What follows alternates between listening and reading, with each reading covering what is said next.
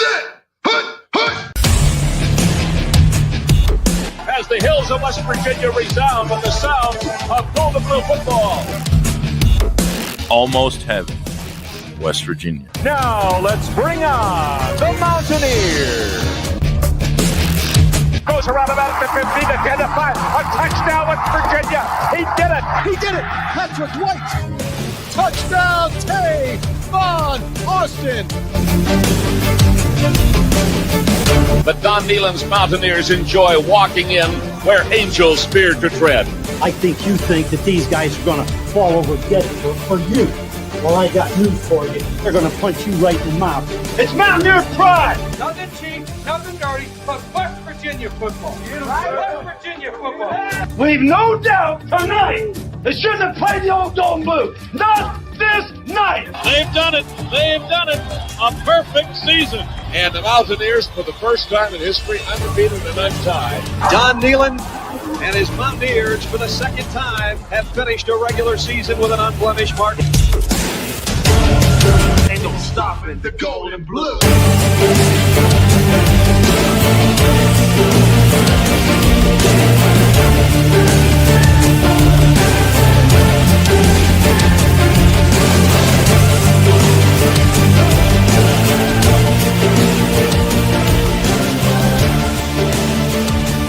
It is a great night to be a Mountaineer wherever you may be.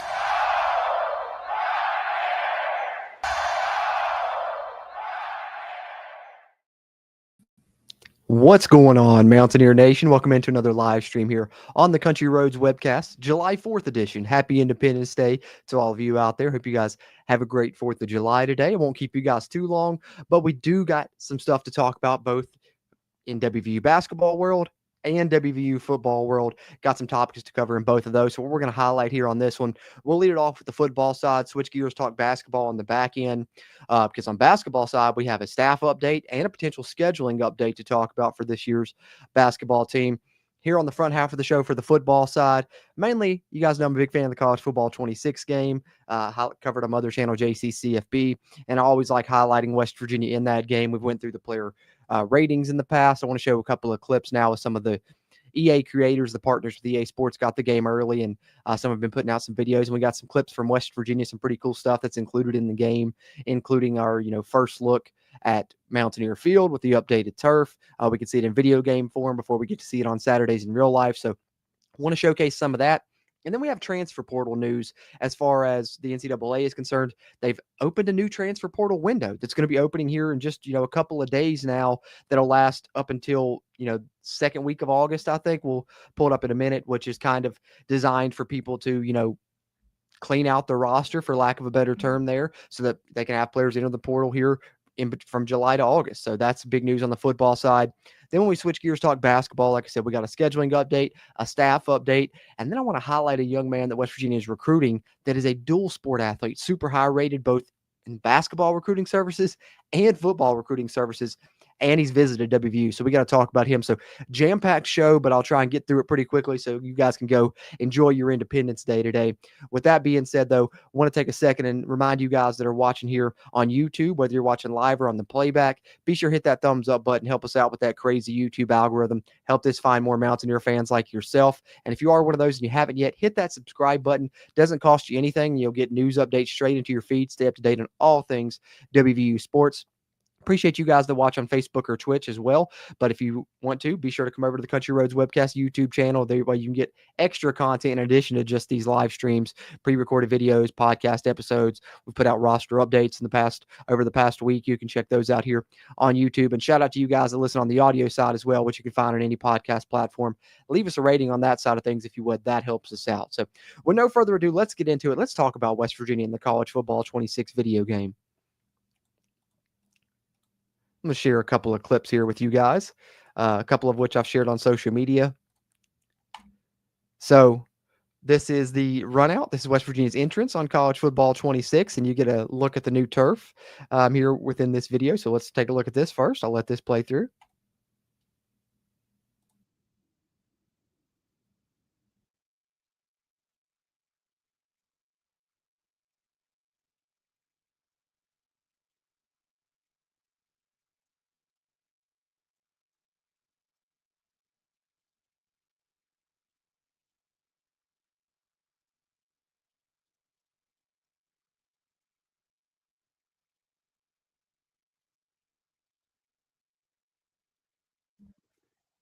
Eat shit pit.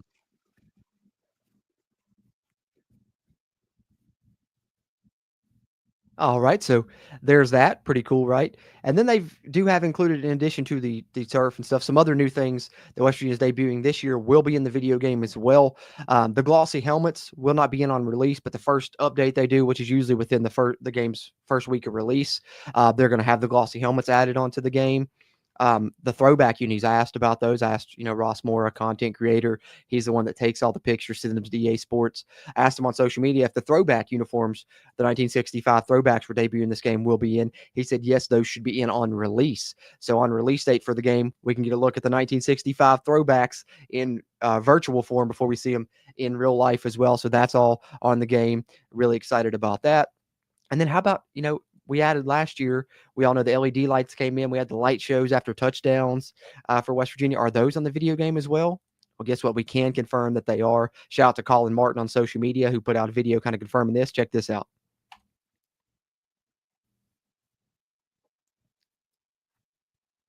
So watch when he gets into the end zone. You'll see the lights flashing like they do after we score touchdowns. Check it out.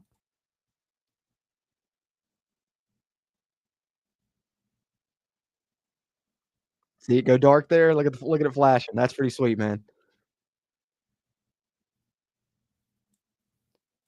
So pretty cool. Wanted to highlight that stuff there. And, if you're a fan of the game, I can tell you Jaheim White's going to be nice on there this year. They got a speed better, 94 speed. So excited to play with him, excited to play with West Virginia on that video game. I just wanted to highlight a few things from it there and get you a first look at West Virginia in college football 26.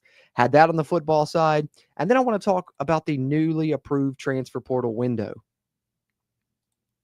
So let's pull this up here. Just announced this past week, NCAA has approved a one-time transfer portal window. The Power Four front offices don't expect notable entries, though. So this new window, which is crazy, we were hoping to get down to like one window overall. Now this is like a third window right now, but I think this is mainly due to the House settlement going into effect this year and stuff, as we'll highlight. So it opens July 7th. So here Monday. This thing opens Monday, closes August 5th. So it's open for almost a month. And this is from CBS Sports here. 2 months removed from the end of the spring portal window, there will now be one final run of players popping in the portal ahead of the 2025 college football season. It's the result of the NCAA Committee on Legislative Relief decision to issue a waiver that allows certain players to enter the portal between the 7th of July and the 5th of August. However, one Power 4 general manager told CBS Sports this portal window is expected to essentially be a big nothing burger. Several other high-ranking Power 4 front office staffers shared similar sentiments with CBS Sports. So here's how it's going to work. In order for a player to enter the portal during this window, a team has to name that person, quote unquote, designated student athlete, which is limited to players that teams don't want to count against the 105 player roster limit. So probably what you're going to see here is guys that you feel like aren't going to be in your rotation, maybe some preferred walk-ons. You can list them as a designated student athlete that won't count against your roster limit, and then that player is able to enter the portal if they would like to during this window. And I think they go on to say as much. Yeah, consistent expectation from CBS Sports front office is that the players that enter this window will be walk-ons or at best back end of the roster scholarship players. No one of note will be entering during this window. These are the kids that we essentially don't find good enough, is kind of the way that someone put it there anonymously. And teams have until July 6th to designate these student athletes. So we may see some movement here from West Virginia. We'll see what happens. We do know that we have several, walk-on, quote-unquote, walk-on type guys on the roster right now. So we'll see if those still remain once this opens on July 7th. But, we're nothing to be worried about here. I don't think we're going to lose any big names, any contributors or anything like that. But you may see a couple of guys way down the depth chart, way down the roster there that do decide to enter the portal with that new portal window coming into effect on July 7th. But pretty big news nonetheless. Had to highlight that. But that's pretty much what I had on the football side. Now let's switch gears, talk a little basketball, and then we'll talk a little bit of recruiting on the back. And like I said, I'm trying to get you guys out of here in short order. That way we won't keep you guys too long, let you guys enjoy your fourth. But take a swig of my coffee and we'll switch gears, talk basketball.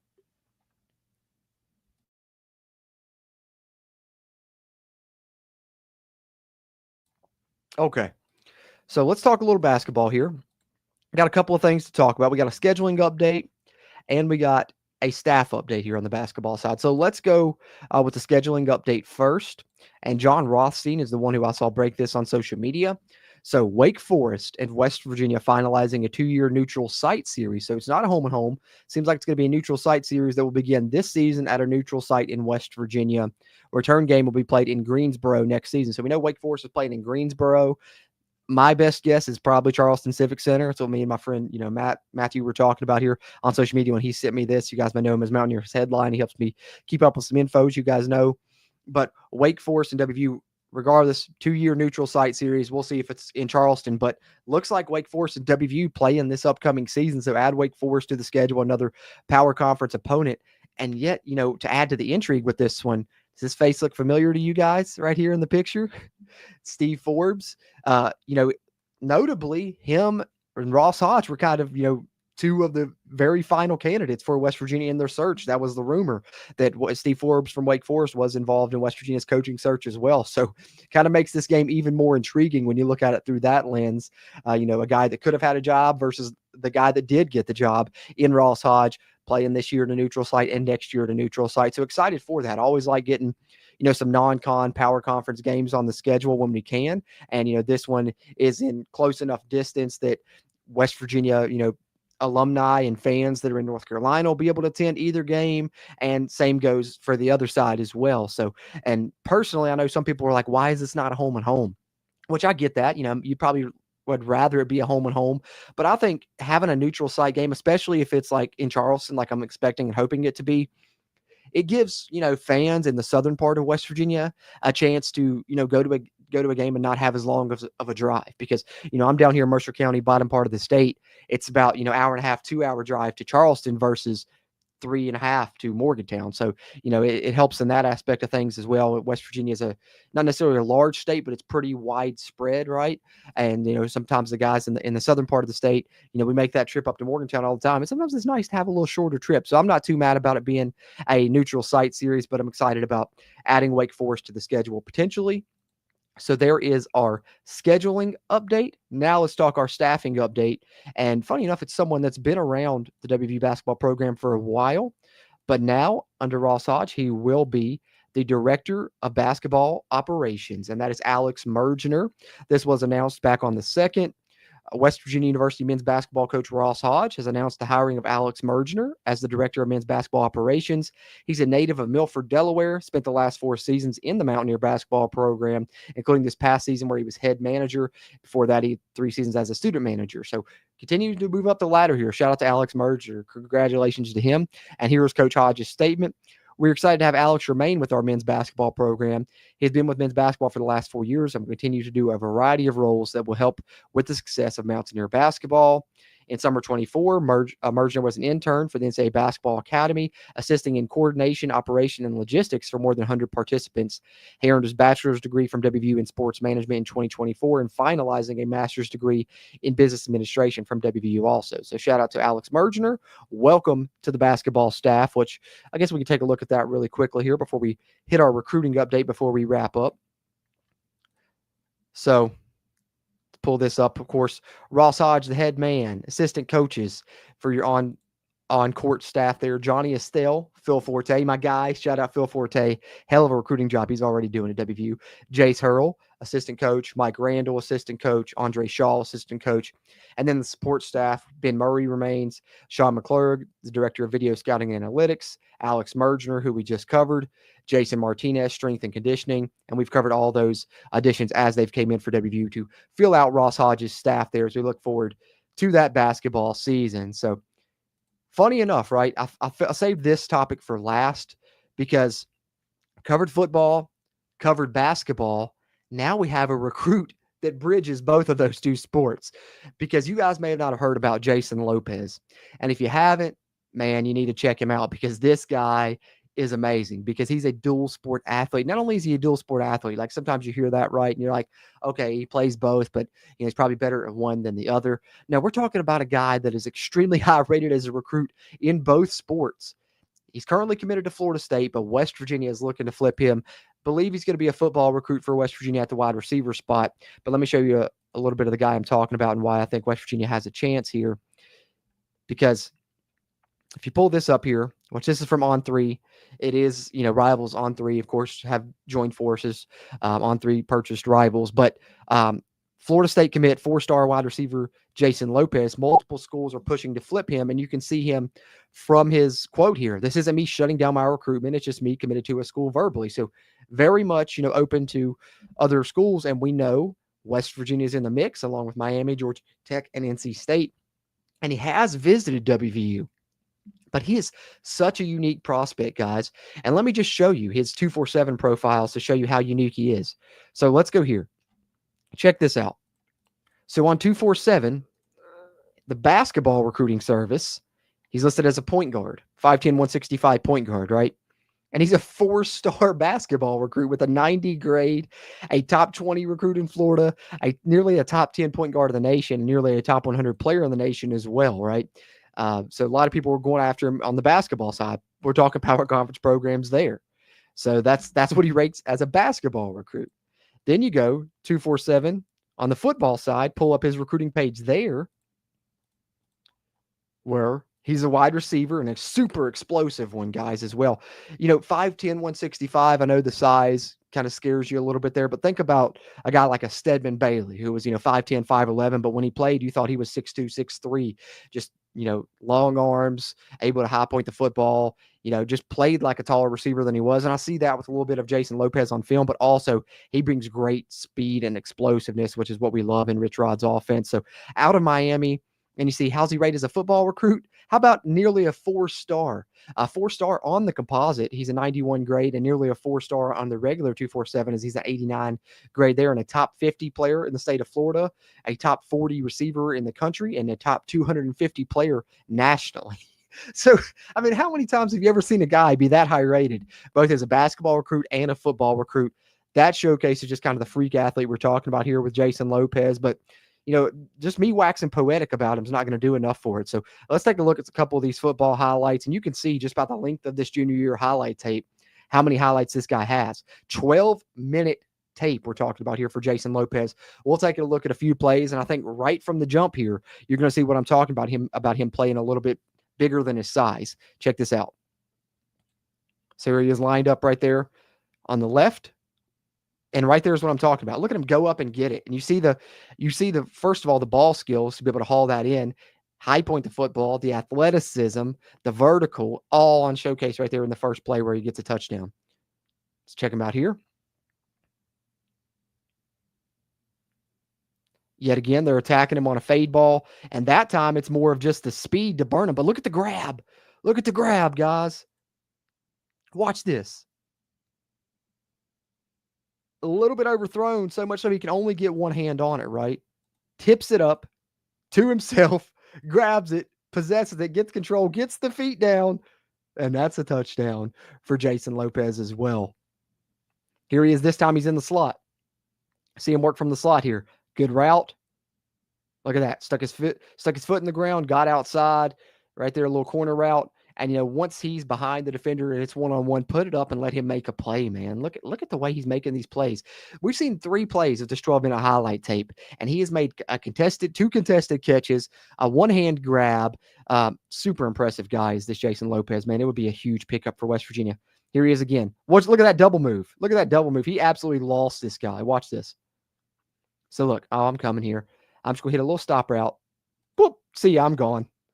Forget about it. As soon as he spun out of that, it's a wrap. And there you see the speed and the explosiveness. So 4 plays right there. That's all I'm showing here, the first minute of that 12-minute highlight tape. Like I said, I suggest you check out the rest of it, though, because Jason Lopez is super fun to watch. And you can watch his basketball highlights as well if you'd like. West Virginia recruiting him on the football side. But what an athlete to be so highly rated in both of those sports, guys. So that's what I had. Like I said, jam-packed, packed a little bit there into a shorter show here, but wanted to get it done quick so you guys can go enjoy your 4th of July. But with that being said, I will catch up on some comments for you guys that are in here live. Appreciate you guys that are tuning in here live. If you didn't get to watch live and you're watching on a playback, you can still throw your thoughts in the comment section. Appreciate those interactions. And of course, you guys that watch on Facebook or Twitch, be sure to come over to the Country Roads Webcast YouTube channel, subscribe here, stay up to date on all things WVU sports in addition to just these live streams. And if you watch on YouTube, whether live or on the playback, you can help us out by hitting the thumbs up button, help us out with that crazy YouTube algorithm. And shout out to you guys that listen on any podcast platform there to the audio version. Leave us a rating. That helps us there with that side of things. So that being said, let me catch up on some of these comments before we call it a show here. Got my guy Larry Westfall in here. Let's go Mountaineers. Appreciate you, Larry. Let's go Mountaineers.